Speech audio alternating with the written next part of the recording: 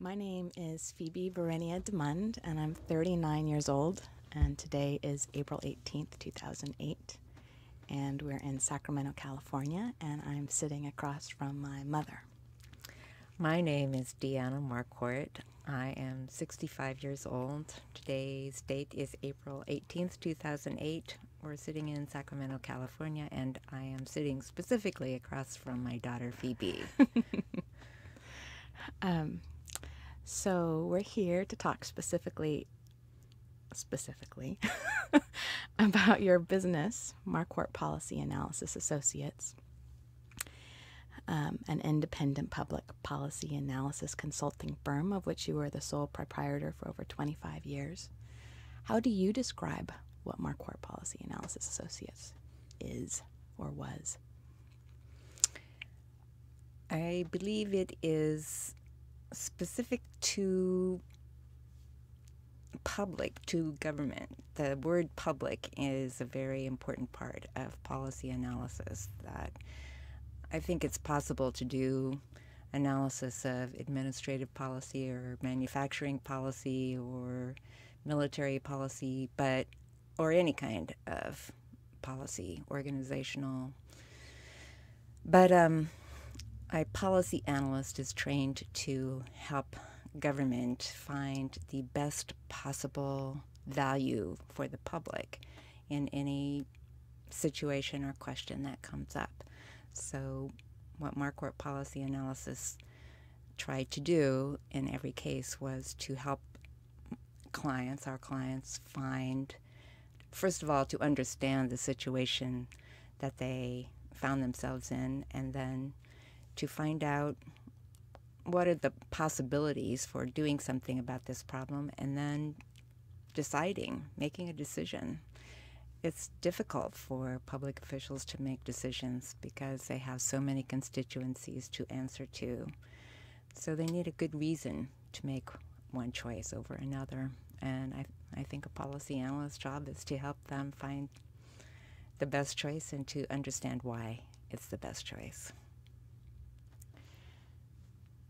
When did public policy first capture your imagination as an arena in which you had specific skills to bring?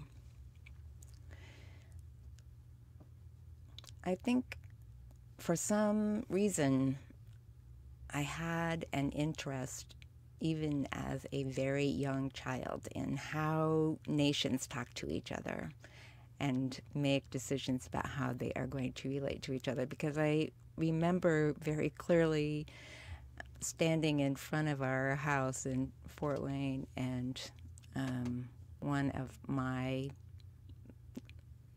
of the games I played by myself was to pretend that I was a representative of the United States government and that I was explaining to Russia why we needed to be friends.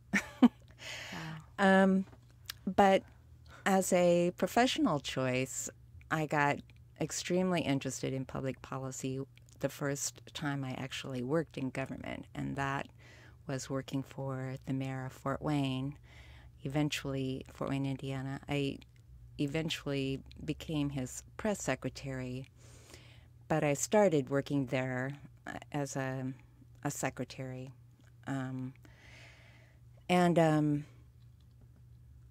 I quickly became involved in everything that the mayor did because I worked in the public information department, and the person who actually was the press secretary at that time discovered that I was a good speechwriter, and I began to write the mayor's speeches, and that took me into meetings that I would never have been involved with under any other circumstances, where I met people who were performing the real work of a city, the director of public works and the director of community development and city planning and the treasurer, and all of those people who were involved in giving the mayor information that he wanted to have included in his speeches. And to a person, I found all of those people quite committed to what they were doing and extremely talented and smart. And even that was a long time ago. That was early in the 1970s. And even though I had always been a teacher in public schools up to that time, I had a low opinion of government. I don't remember why. It was during the Vietnam era and before Watergate. And so I was surprised by how much I liked and admired the people I was working with. And then to find myself in a position where I had as a mentor the mayor of Fort Wayne, and he opened my eyes to how to see a city, how to live in a city, how to learn about a city, how to love a city. And I have never been the same person since then. So when I came to California, I looked for a job in government and found a job in state government in the State Economic Opportunity Office. And when that office reorganized, for some reason, they made me the chief of the policy planning branch. And that is how I became aware that there was a special field of study in public policy. I had a person on my staff who was a specialist in international relations. He had a PhD from UC Riverside in international relations, and he kept telling me, you need to go to graduate school. And he did all of the research and gave me information on all the options, and I read all of the materials he provided and found that UC Berkeley's Graduate School of Public Policy was the place for me. And I have never regretted that decision. So that's how I got interested in it. But as far as I know, at the time that you started your business, there wasn't a clear business model for people interested in public policy analysis. So how did you realize that you could do that? I didn't know that I could do that. I knew that I couldn't be successful in an organization, that I don't do well in that setting. I don't like to be supervised, and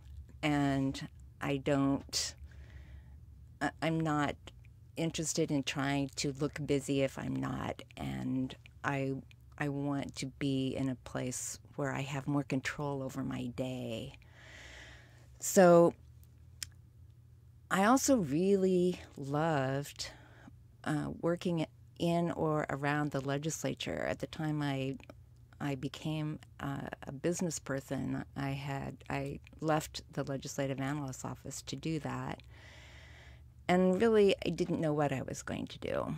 But I spent a few weeks by myself that summer and read or took a couple of books with me to read. One was What Color is Your Parachute, which is supposed to help you find your ideal job. And the other one was a book called Honest Business by Michael Phillips.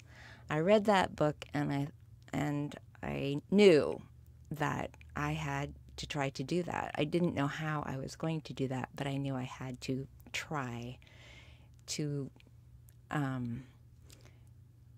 be an independent policy analyst. And I came to believe over the years that, as in the law, it is individual practitioners who push the boundaries and who find the new arguments and make precedents and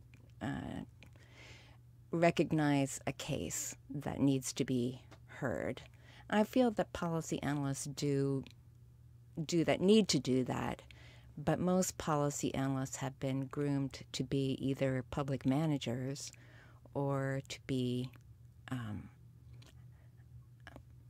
analysts who are supervised by someone who has a project that needs to be done.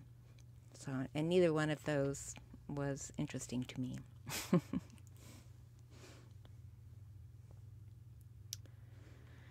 How did you get your first contract? I got my first contract the way all business people get their business. I knew someone who was working in an entrepreneurial arm of state government at that time. There was a new, this was in 1982 or 3, I forget exactly. I think it was 1982, and there was a new building program in the state prison system. And there had not been a new prison built in California for at least 20 years, maybe more. So there were no civil servants available to do certain kinds of work, negotiating with utilities, finding architects, thinking about what the needs of the prison system are now and how to convert that need into an architectural program for construction.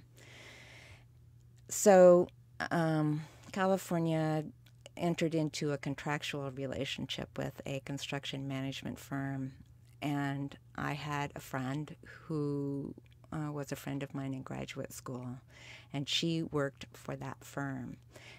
They needed analytical help, and I was available, and that's how I got my first contract. But my first major study was for the Little Hoover Commission. It was a study of board and care facilities in California. And that is probably more typical of how I got business over the years. I never have been, well, not, I wouldn't say never. There were a couple of exceptions, but not generally successful in a competitive bidding situation, because for lots of reasons for that. I would get high points, often the highest score for the concept of the approach, but I couldn't meet the organizational resources that somebody like Price Waterhouse could bring to the same kind of work, and they always have people that they're training to do certain kinds of work and that they need to find work for, and so they can bid it at a low price, which I was not willing to do. Anyway, but I found a situation where the Little Hoover Commission was authorized to contract with someone on its own without going through a competitive bidding process, and I knew people from working with them in the legislature who called the executive director and said, "You need to hire her because she can do the best job for you." And then I did 5 more projects for the Little Hoover Commission over the years. How did being in business turn out to be different than you expected it to be? First way it was different is I remember so distinctly the elation I felt when I realized that I truly was not being supervised, that there wasn't anybody who was going to who would even be interested to know what I was doing at any particular point in the day, and that I had to make decisions about how to use my time and how to get the information I needed and whom to talk to and which costs were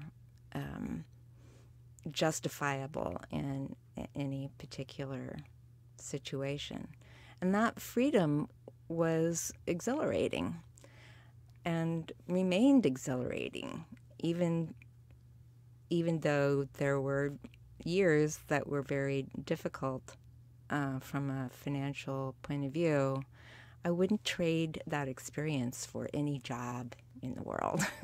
Yeah, I was thinking about that when I was preparing for this interview, how successfully you avoided taking a job even during lean times to protect that freedom. Yes, it was important to me to do that. And to be fair, anyone who has worked independently for any length of time would not be a good employee.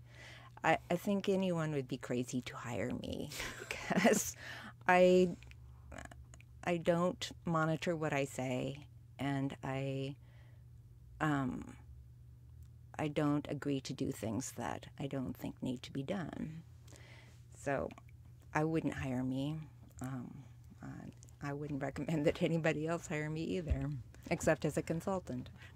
Well, it is funny because I think it's so easy to assume that public policy work is done by employees of government exclusively, but employees of government absolutely do not have that freedom of thought or expression or... Exactly. And one of the favorite ways I found of working was to work with state employees, to work with project teams of state employees. I really enjoyed that work and enjoyed the opportunity to work with people who wanted that freedom desperately, but didn't have a structure ordinarily that allowed it, and to be able to bring them that opportunity within the context and the limitations of a project team was really fun. I had a lot of fun working with people, and I heard from them that they had fun working with me too. And that Having worked with you, I don't have trouble believing that. and that they learned from the experience, that they learned things that they valued. And it's also a very good way for a consultant to work in the sense of the staff having much closer relationship with a client, the director of an agency, than a consultant ever could or would need to have. And it makes it easier for recommendations to be acceptable, to be accepted by someone who has to change a procedure or consider getting new legislation, or because all of those things are time-consuming and require a lot of political capital and organizational energy, and it's not easy to be a good public manager. And I think every good public manager deserves to have a good policy analyst. Did you ever have a project, though, that broke your heart, that you were... So many. And because there's a point in any good project that's groundbreaking at which you have an opportunity to draw the conclusions of your own analysis. And that often leads to an idiosyncratic perspective that is very difficult to communicate to people who haven't been through the same analytical process and who have every reason to be skeptical. Because it's an interesting thing that happens sometimes in the kind of work that you do, from my perspective, where people have an idea that they need to do something different, but they're not really invested in breaking up with the status quo. And so, like, when the analysis does say, yeah, this isn't working. Yes, I stopped doing program evaluation for that very reason, because people say they want to know what is and isn't working in the programs that they're doing, but they really don't want to know. They don't tell me the bad news.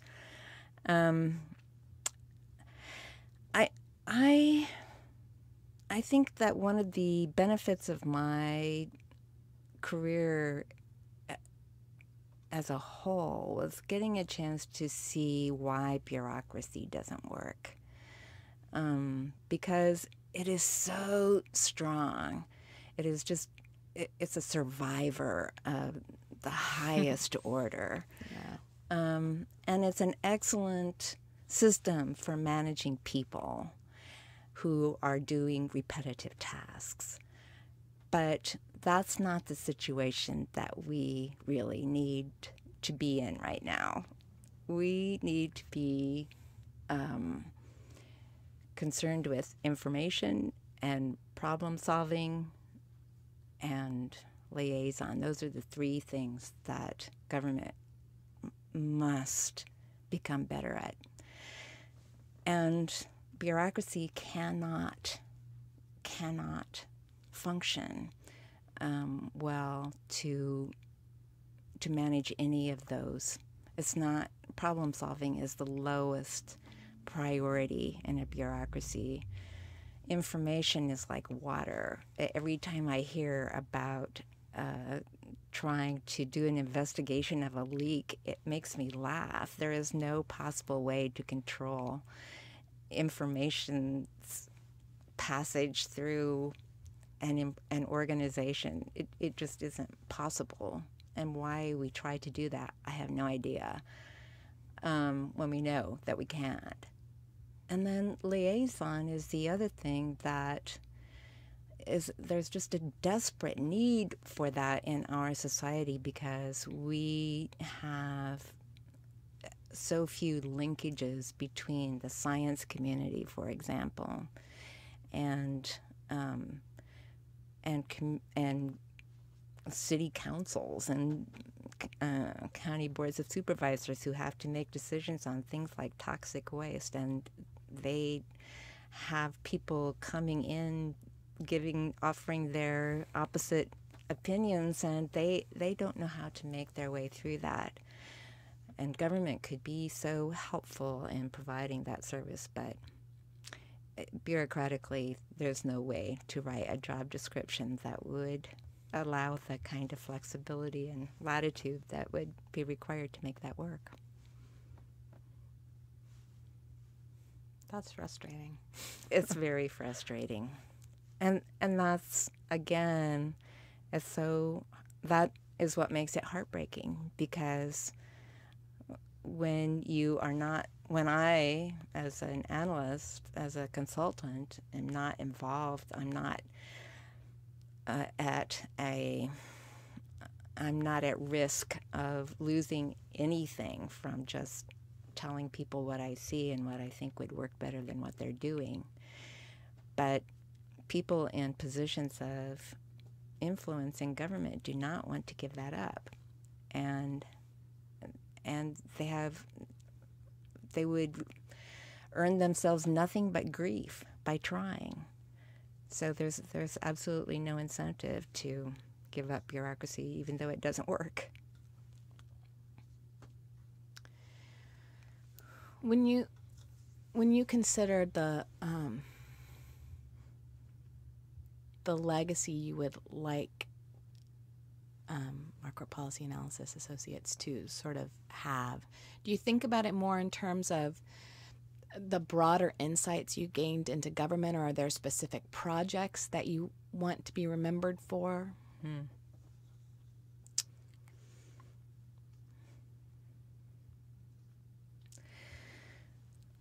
That's like asking a poet, what's your favorite poem? It's always the one you wrote most recently. The last project I did as a consultant was on advisory committees for a nearby county. And I talk about a heartbreaker. I could really understand the potential power of advisory committees and using advisory committees well. But there is just no interest in doing that. It's a very frustrating process for everyone. They can't really staff them properly. Everybody is way, way, way too busy. There's too much information as it is. taking information from an advisory committee that has its own diverse sources of information that it's trying to synthesize with no help is just a recipe for gridlock. And it doesn't have to be that way, but it is that way. And there were good intentions, but really all that this particular board wanted was to be told which advisory committees they could get rid of. And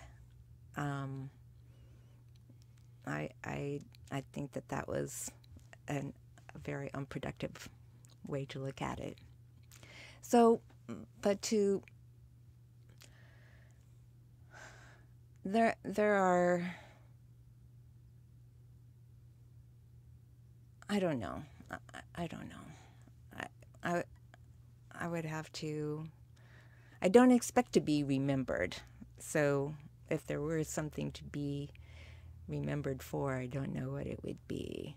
And in many cases, intentionally, I left my name off the projects that I worked on in the final report because I think it has more credibility if it's coming from a group of people who were assigned that task. And I helped them get much further with it than they would have without me. I do believe that. But it wasn't because I was there. It was, well, yeah, it was. But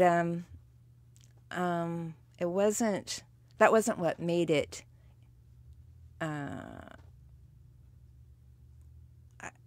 I wanted them to own it. I wanted them to own it.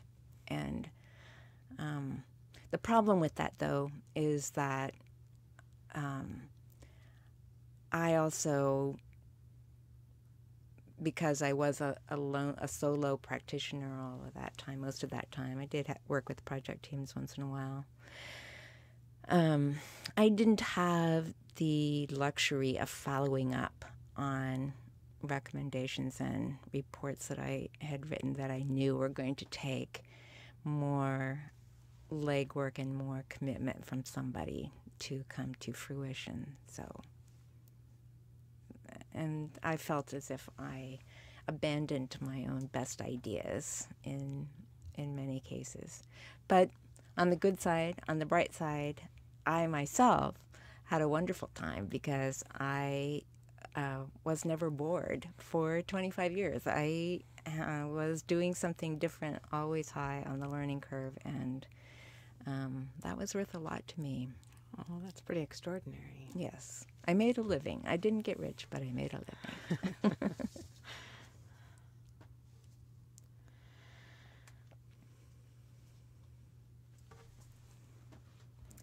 How do you think being a woman affected your experience of owning your own business, and maybe even this particular business? But I think that many times people thought that I was working for pin money, so to speak, an old expression that you probably don't even recognize. It means that I wasn't a career woman. I was supplementing. I was helping my family buy the non-essentials. When in fact, I have been the primary income earner in my household for all of that time. So I think that is a, I don't know whether that's changing. I like to think that it is changing, but it was definitely the case that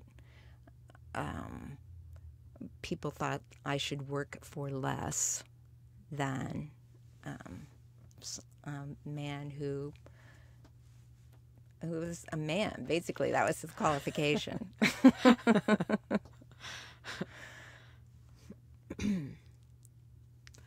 A lot of your clients became good friends of yours.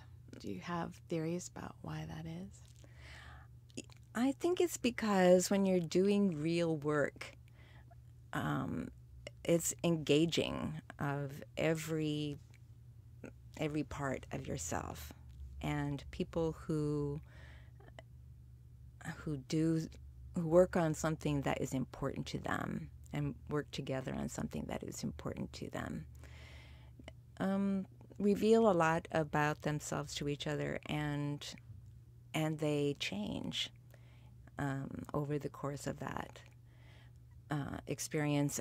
And people that change you, people in your life who change you, become friends. That's part of the deal. Yeah.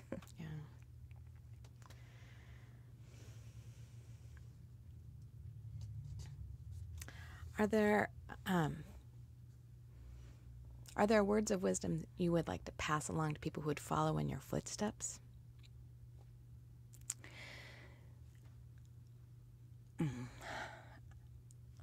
My fondest hope is that there will be policy analysts who would follow in my footsteps.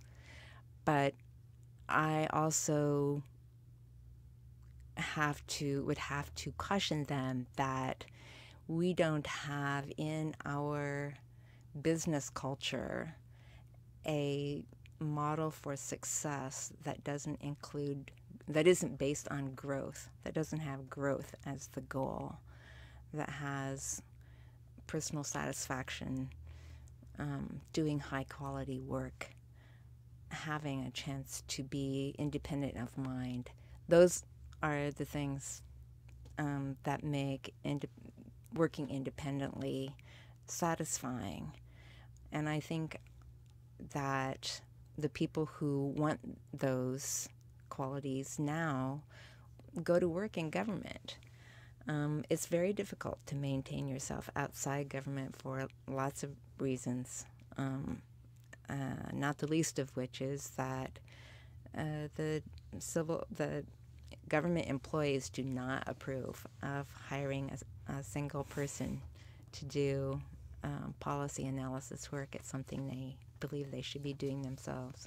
And indeed they should, but bringing someone in from the outside for a particular reason for a defined period can be very useful.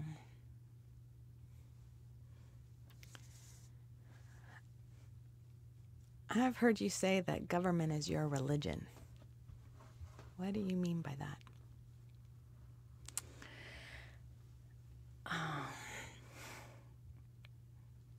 I mean that reaching agreement about how to live together is the most difficult challenge that people face.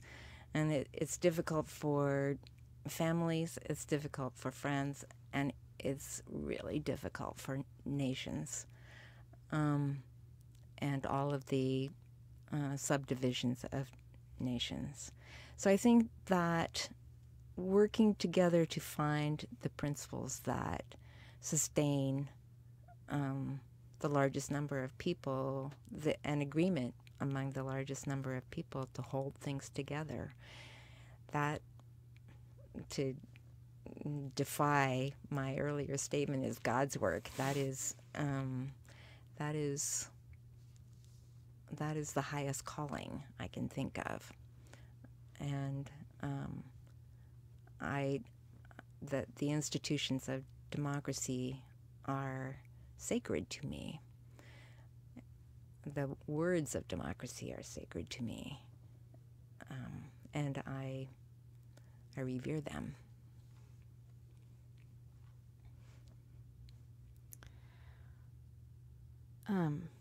Your dad, my grandpa, was also an independent businessman. Do you think that having your own business made you feel closer to him? Did you ever get a chance to talk with him about that? No, but I doubt that I would have been an independent person, a business person, if he had not been. I think it is something he set some kind of model. He created a model for me in my mind that I had access to at a time in my life when I thought, I cannot do this. I cannot go on trying to work in this organization. So what am I going to do? There has to be another way. And having his experience in my my personal history created an option for me that wouldn't have been there without him.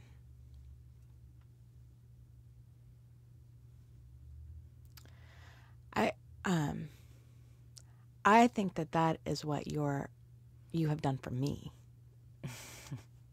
Actually, it's interesting to hear you say that, because I was thinking about that as I was writing these questions about like how much. I mean, obviously, your love for public policy has passed along to some degree for me.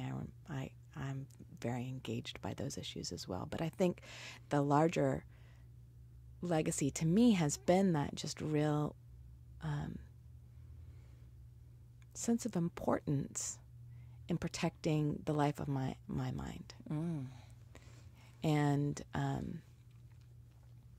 in fact, it's been a really interesting challenge to be at home with my girls, because it's not a life that looks to the outside or that other people would expect to be a life that's about protecting the life of the mind. But I think in so many respects it is. I certainly perceive it to be, and especially the way you go about it. So I love it that you have that model in your mind. I think,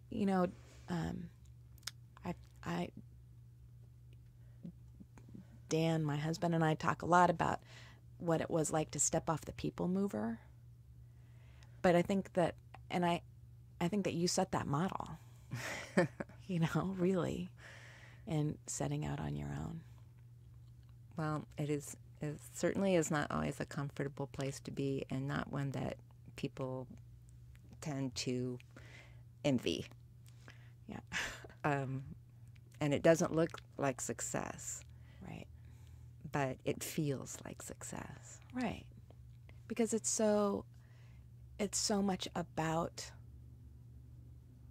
life. I mean, it's really like, it's easy to give all these platitudes about how life is in the moment and you have but one life and all of these things. But to step, as for lack of a better metaphor, to step off the people mover and just claim the right to your own mind and to your own life is so enriching. It is. Like in a sense that makes up for not having money. Yes, you do have to accept the struggle that goes with it, and that makes it enriching. It is the struggle that makes it enriching. It's hard. Yeah. It never gets easier. Right. And there's never any certainty. It's risky, but I don't know. You get used to it. I don't think I fully perceived how much you were out on the ledge when I was in high school, which was shortly after you first went out. But I remember that sense of like, wow, now we're just out here doing it. Although you were the one who was doing it. But I'm sure I wanted to protect you from an awareness of how little security we had in our household income. Well, being able to hang out at your office after work or after school effectively achieved that. I'm sure it did. Do you have any last words you want to say? I think we're really close to out of time. Only that I, as I said before, I've never regretted making that decision. And I don't think that I could have led so interesting or at many times exhilarating a professional life as I have if I hadn't taken that step.